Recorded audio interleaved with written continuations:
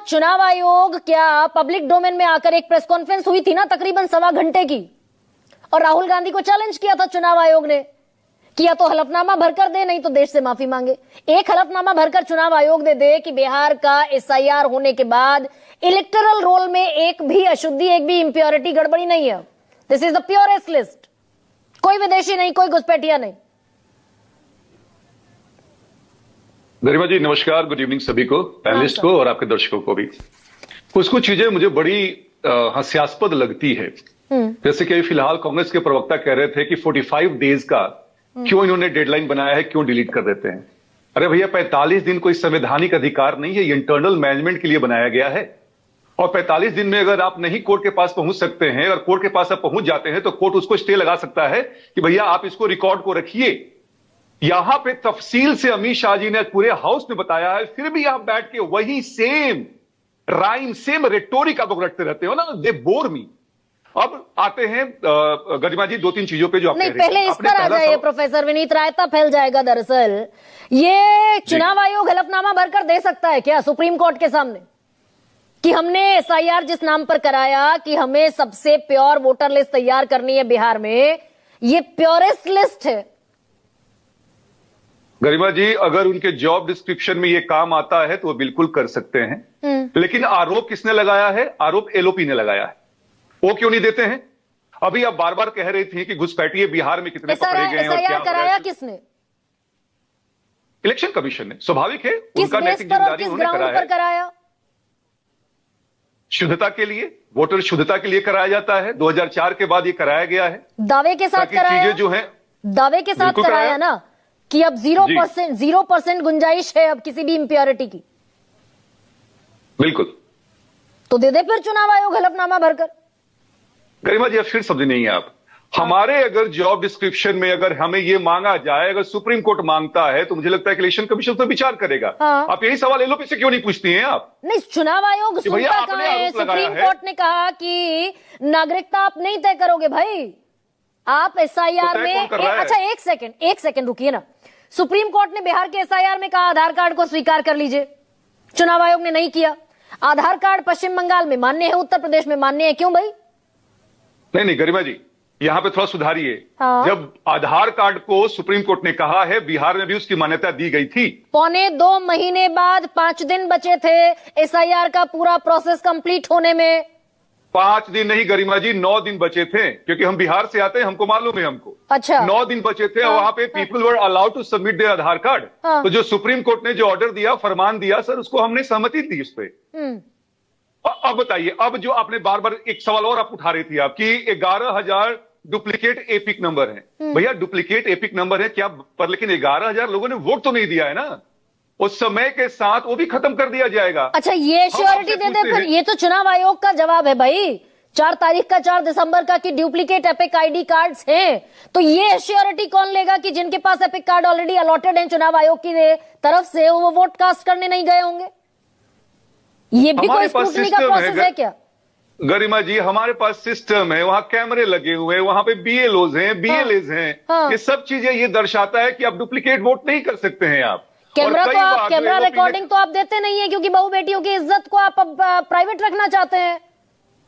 Camera कौन check करेगा? स्वाभाविक चीज है, बिल्कुल स्वाभाविक। इलेक्शन कमीशन करेगा, उनके बीएलओज करेंगे, उनके बीएलएस करेंगे। और 45 डेज का आपके पास है ना, 45 डेज का 1.5 महीना कम होता है क्या गरिमा जी?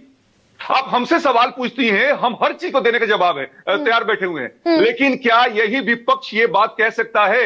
आपने कहा हलफनामा एफिडेविट कहा ये दाखिल कर सकता है, राहुल गांधी नहीं करते हैं, भाग जाते हैं। और भी कई चीजें हैं। इलेक्शन कमीशन पे आरोप लगाते हैं कि उन्होंने अपने अनुराग ठाकुर से क्यों नहीं मांगा जाता हलफनामा भाई?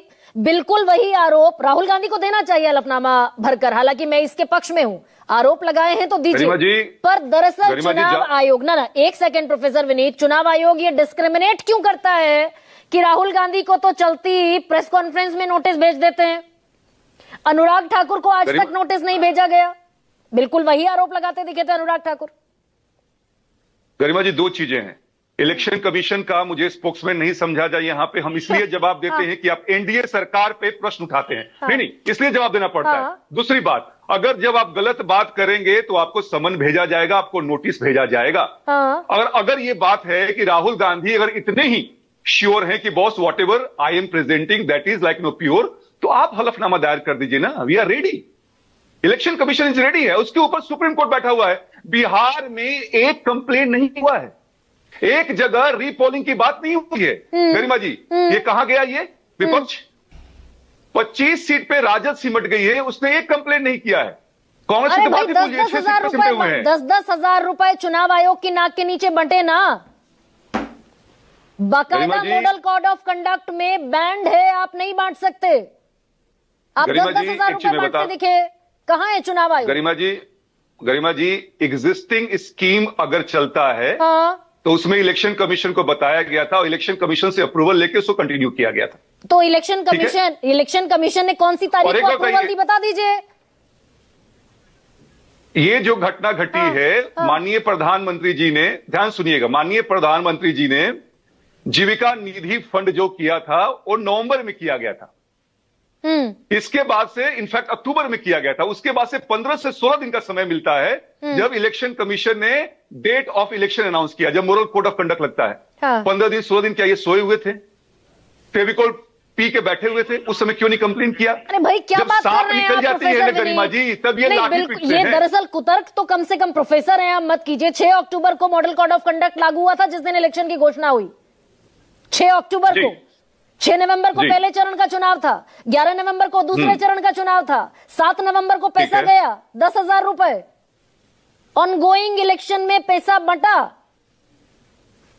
गरिमा जी, आपने तो कह दिया कि हम इलॉजिकल बात कर रहे हैं, पर हमने कहा आपको कि अरे भाई, पैसा कैसे बंटा चुनाव आयोग की नाक के नीचे? सुनिए तो, अब मुझे 30 सेकंड प्लीज बोलने दीजिए, आप हर बार टोक दे रही हैं। मुख्यमंत्री महिला रोजगार योजना के अंतर्गत ये पहली बार नहीं हो रहा था, ये कई महीनों से चल रहा था। तो उसमें अगर हमें ईएमआई देना है, इक्वल मंथली इंस्टॉलमेंट हमें देना है, तो हमने इलेक्शन कमीशन से अप्रूवल लेके उस चीज को हमने दिया, तो उसमें गलती क्या है? गारंटी दे रही हूँ प्रोफेसर विनीत सिंह, आज आपको इस डिबेट में चैलेंज कर रही हूँ।